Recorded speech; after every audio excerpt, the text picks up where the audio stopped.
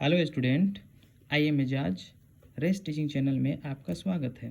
तो आज हम बात करेंगे कक्षा 10 का चैप्टर नंबर 1 का प्रश्नावली 1.2, जिसका नंबर 1 क्वेश्चन कहता है निम्नलिखित संख्याओं को अभाज्य गुणनखंडों के गुणनफल के रूप में व्यक्त कीजिए। कहने का मतलब क्वेश्चन डायरेक्ट बोल रहा है कि संख्या को अभाज्य गुणनखंड के रूप में व्यक्त करना है। अभाज्य गुणनखंड किसको कहते हैं तो थोड़ा समझ लेते हैं। अभाज्य गुणनखंड का मतलब होता है, जैसे संख्या हम 8 ले लेते हैं। 8 को हम किस टाइप में छोटा कर सकते हैं, तो सबसे पहले 2 से, उसके बाद 3 से, फिर 4 से, फिर 5 से, इस तरह से चेक किया जाता है। सबसे 2 से करते हैं तो 2 का पहाड़ा में 8 कितना बार में आता है? 4 बार में। 2 चौके 8। फिर 2 का पहाड़ा में कितना बार में 4 आता है? 2 बार में। फिर 2 का पहाड़ा में 1 बार में। कहने का मतलब है 8 को हम किस रूप में लिख सकते हैं? 2 गुना 1। 2 दूना 4, 4 दूना 8, 8 है का 8। तो इस 8 का ये जो है वो होता है अभाज्य गुणनखंड। इस तरह का कुछ दूसरा एग्जांपल ले तो 16 का लेते हैं। 2 का पहाड़ा में 16 8 बार में आता है। 2 का पहाड़ा में 8 4 बार में आता है। 2 का पहाड़ा में 4 2 बार में आता है। 2 का पहाड़ा में 2 1 बार में आता है। कहने का मतलब है 16 का अभाज्य गुणनखंड क्या क्या हो सकता है? सबसे पहला 2 हो सकता है, फिर 2 हो सकता है, फिर 2, फिर 2, फिर 1। जैसे 2 दूना 4, 4 दूना 8, 8 दूना 16 और 16 एक 16। अब यहाँ पर दोनों क्वेश्चन लग रहा है बिल्कुल सेम है, तो कुछ और भी ले सकते हैं समझने के लिए। जैसे तीसरा एग्जाम्पल कुछ ले लेते हैं, जैसे 15 ले लिए। 15 को जब अभाज्य गुणनखंड करते हैं तो यहाँ पर 2 का पहाड़ा में 15 नहीं आता है, तो जब 2 का पहाड़ा में 15 नहीं आता है तो 3 से चेक करेंगे। 3 के पहाड़ा में 15, 3 पचे 15 होता है। फिर 5 के पहाड़ा में 1 बार में 5 आता है। अब कहने का मतलब अब 15 का अभाज्य गुणनखंड क्या क्या हो सकता है? एक 3 होगा, एक 5 होगा और एक 1 होगा। तो ये इसको ही बोलते हैं अभाज्य गुणनखंड। अब सीधा क्वेश्चन पे आते हैं। अब देखते हैं कि क्वेश्चन में किस टाइप का क्वेश्चन दिया हुआ है। नंबर 1 क्वेश्चन बोलता है 140 का हमको अभाज्य गुणनखंड करना है। सबसे पहले 140 का अंक में लास्ट में 0 का मतलब होता है कि कोई भी संख्या का लास्ट में अगर 0 आता है तो ये 2 से कंफर्म जाता है। तो सबसे पहले इसको 2 से भेजते हैं।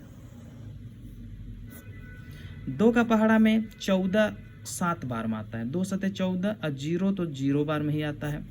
2 का पहाड़ा में 7 नहीं आता है, लेकिन 7 से 1 कम 6 आता है 3 बार में। 2 तिया 6, 1 इसको देगा तो 10 हो जाएगा। 2 पच्चे 10। अब देखने वाली बात है कि 2 का पहाड़ा में 35 तो आता ही नहीं है। 3 का पहाड़ा में 35 नहीं आता है। 4 का पहाड़ा में 35 नहीं आता है। 5 का पहाड़ा में 35 आता है। 5 सते 35 होता है और 7 का पहाड़ा में 1 बार में 7 आता है। तो 140 का गुणनखंड क्या क्या आ गया है? सबसे पहला 2 आया है, फिर 2 है, फिर 5 है, फिर 7 है और फिर लास्ट में 1 है। अब यहाँ पर पहला आंसर हम इसको डायरेक्ट यहाँ पर आंसर हम लिख सकते हैं, लेकिन हम क्या कर रहे हैं कि यहाँ पर जो संख्या ज़्यादा कभी आ जाता है तो उसको शॉर्ट भी किया जा सकता है। जैसे 2, यहाँ भी 2 है तो मतलब 2 का 2 पीस है। 5 का कितना पीस है? 1 पीस है। 7 का कितना है? 1 पीस है और 1 तो 1 ही है, तो ये आंसर सटीक होता है। दूसरा क्वेश्चन इसी का नंबर 2 क्वेश्चन। नंबर 2 बोलता है, क्वेश्चन दिया है 156। क्वेश्चन 2 156 है। 156 को तोड़ते हैं। सबसे पहले लास्ट में सम संख्या आया। सम संख्या का मतलब है वो 2 से कंफर्म है कि चला जाएगा। तो 2 का पहाड़ा में 15 नहीं आता है, लेकिन 15 से 1 कम 14 7 बार में आता है। एक इसको देंगे तो 16 होगा। 2 अट्ठी 16। 2 का पहाड़ा में 7 नहीं आता है। 7 से 1 कम तो 3 बार में 6 आता है। 1 देंगे 2 9 18। 3 का पहाड़ा में 1 बार में 3 आता है और 3 तिया 9। लास्ट में 13 का पहाड़ा में 1 बार में 13 आता है। कहने का मतलब है 156 के बराबर में अभाज्य गुणनखंड क्या क्या आ गया है? 2 पीस 2 आया है, फिर 3 आया है, फिर 13 आया है और लास्ट में 1 भी आया है। तो इसको मिला के लिखेंगे तो 2 पीस 2 आया है, 13 या 3 1 पीस आया है और लास्ट में 13 है और लास्ट में 1। ये मेरा आंसर होगा। तीसरा क्वेश्चन बात करेंगे। तीसरा क्वेश्चन दिया हुआ है 3825, हमको इसको अभाज्य गुणनखंड कर देना है। अब यहाँ पर सबसे पहला हमको 2 से तो 5 लास्ट में आता नहीं है, 3 से चेक करेंगे। तो 3 से चेक करने के लिए 8 क्लास में एक रूल है डिजिट सम। डिजिट सम क्या होता है? डिजिट सम का मतलब होता है यहाँ जितना अंक दिया हुआ है सबको जोड़ेंगे, अगर वो 3 से भाग जाएगा तो कंफर्म है कि ये संख्या 3 से चला जाएगा। तो 8 8 और 2 10 होता है, 10 और 5 15 होता है, 15 3 18, तो 18 3 से कट जाता है, मतलब ये 3 से चला जाएगा। तो सबसे पहले 3 के पहाड़ा में 1, 3 1 3, 3 दूना 6, 2 इसको देगा तो 3 सते 21, 1 देगा इसको, 3 पचे 15। फिर से 3 से देखने के लिए 3 चौके 12, अब पूरा 12 चला गया है। 7 3 का पहाड़ा में 2 बार में 6 आता है, इसको देंगे 3 पचे 15। अब डिजिट सम काउंटिंग करते हैं तो 5 4 9 2 11, 11 3 का पहाड़ा में नहीं आता है, मतलब ये 3 से नहीं जाएगा। 4 से तो ऐसे ही नहीं जाएगा। 5 से देखते हैं, 5 8 40 होता है, इसको देंगे तो 5 पचे 25। फिर 5 से 5 1 5 होता है, 3 इसको देंगे तो 35 होगा, 5 7 35, और लास्ट में 17 1 17।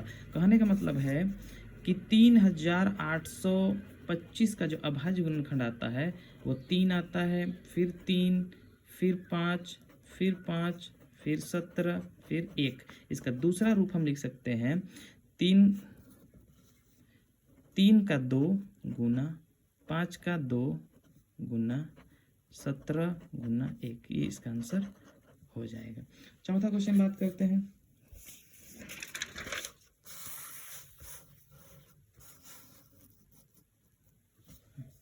चौथा क्वेश्चन दिया हुआ है 5005।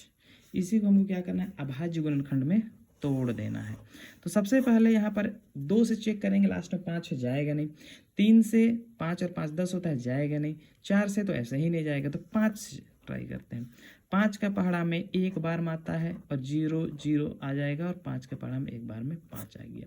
अब सबसे पहले हमको क्या करना है? हमको 7 चेक करना है। 5 से तो चलेगा, 6 से लास्ट में 6 से नहीं जाता है। 7 से चेक करके देखते हैं। 7 का पहाड़ा में 7 1 7 होता है, 3 बचा, इसको देंगे तो 30 हो जाएगा। 7 चौके 28, 1 2 देंगे इसको 28, 30 में 28 तक गए, 2 बचा, 2 इसको देंगे तो 7 तिया 21 चला गया। अब यहाँ पर 8 से नहीं जाएगा, 9 से नहीं जाएगा, क्योंकि 9 का पहाड़ा में 9 9 1 9 तो नहीं जाएगा, 10 से भी नहीं जाएगा। 11 से देखते हैं। 11 का पहाड़ा 1 बार में 11 करेंगे तो 14 में 11 कोई खा जाए तो बचेगा कितना? 3, इसको देंगे तो 11 तिया 33, और लास्ट में 13 का पहाड़ा में 1 बार में आ जाएगा। कहने का है कि 5005 का अभाज्य गुणनखंड में कितना आएगा? 5 गुना 7 गुना 11 गुना 13, ये यहाँ का आंसर है। लास्ट क्वेश्चन हम बात करेंगे, नंबर 1 क्वेश्चन का लास्ट, पांचवा क्वेश्चन दिया हुआ है 7429।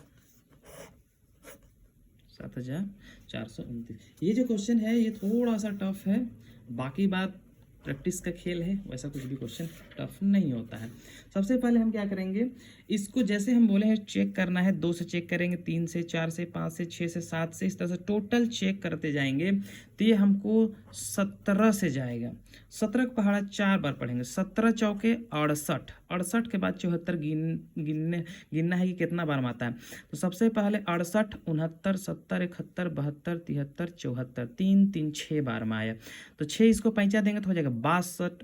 17 का पहाड़ा 3 बार पढ़ेंगे, 17 तिया 51, अब 51 के बाद 62 गिनना है, 52 53 54 55 56 57 58 59 60 61 62, 3 6 3 11, 11 इसको पैंचा देंगे तो हो जाएगा 19।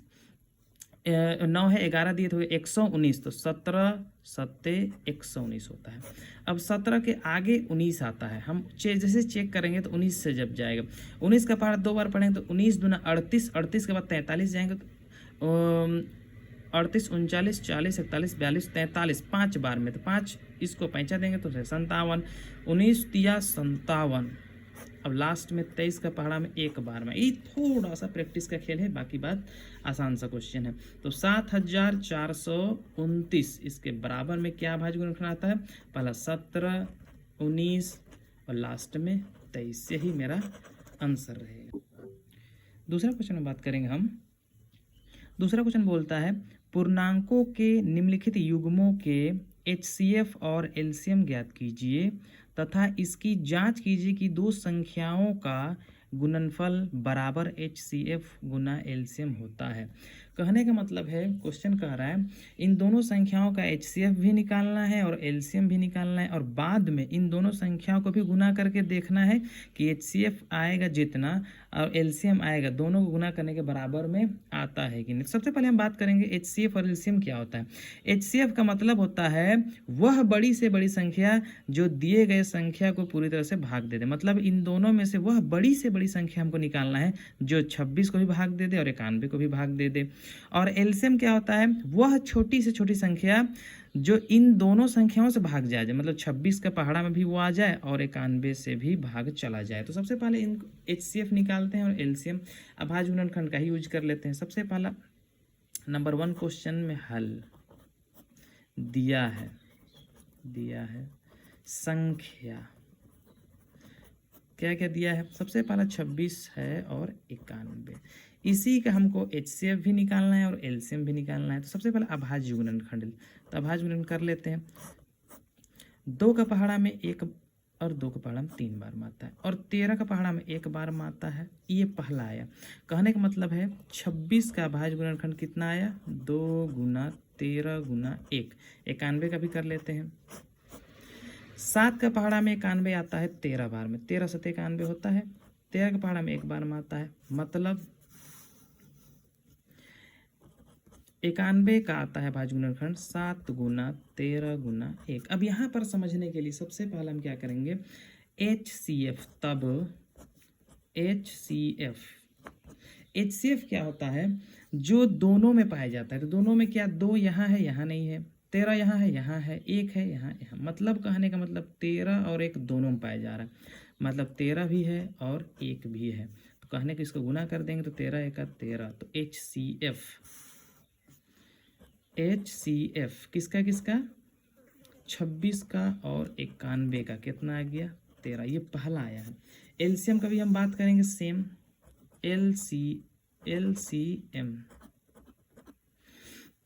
LCM क्या होता है, जो दोनों में है वो उससे हमको 1 लेना है और बाकी बात जितना संख्या है सबको गुना कर देना है। तो पहले 2 है, पहले 2 ले लिए। 13 दोनों में दिख रहा है तो 1 पीस 13 लेंगे। यहाँ पर 7 दिख रहा है, 1 पीस 7 है और लास्ट में 1। सबको गुना करके देखते हैं। 13 दूना 26 होता है, 26 का पहाड़ा 7 बार पढ़ेंगे, तो इधर भी गुना कर लेते हैं। 26 का पहाड़ा 7 बार पढ़ेंगे।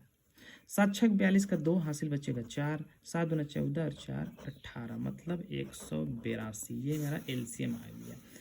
तो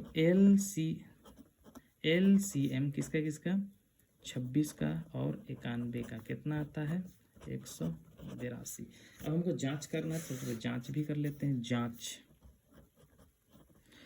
जांच में क्या कहता है क्वेश्चन, कि दोनों संख्याओं को गुना करना है, दोनों संख्याओं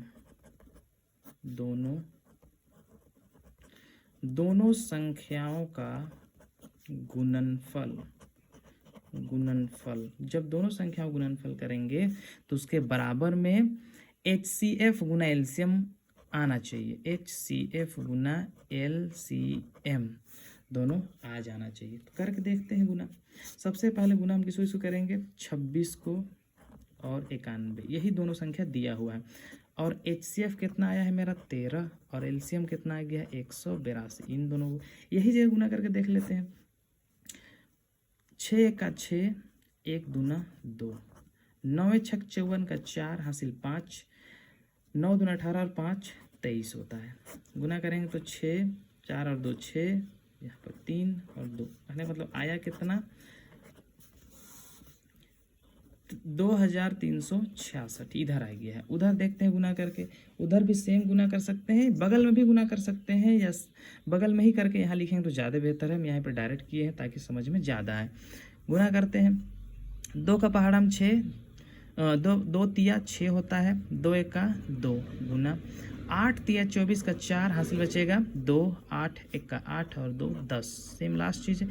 1 का पहाड़ा में 3 बार में और 1 का पहाड़ा 1 का 1, सबको गुना कर देंगे और उसके बाद जोड़ देंगे। 6 4 और 2 6, 3 है तो 3 और 2 है तो 2। कहने का मतलब है कि अतः हमको बराबर मिलता है 2 3 6 6, ये बराबर आता है, मतलब दोनों संख्याओं को गुना करने से बराबर आता है, उसका HCF और LCM दोनों को गुना कर दिया जाए। तो यही हमको सिद्ध करना था। तो 2 3 6 6 यही मेरा आंसर है। अब इससे आगे का क्वेश्चन अगला वीडियो में मिलेगा।